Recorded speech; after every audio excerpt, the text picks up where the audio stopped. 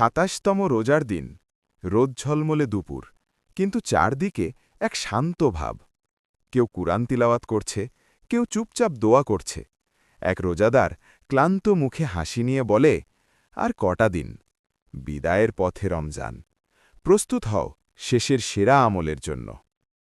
২৭তম রোজার দিন রোদ ঝলমলে দুপুর, কিন্তু চারদিকে এক শান্ত ভাব। কেউ কুরআন তিলাওয়াত করছে, কেউ চুপচাপ দোয়া করছে।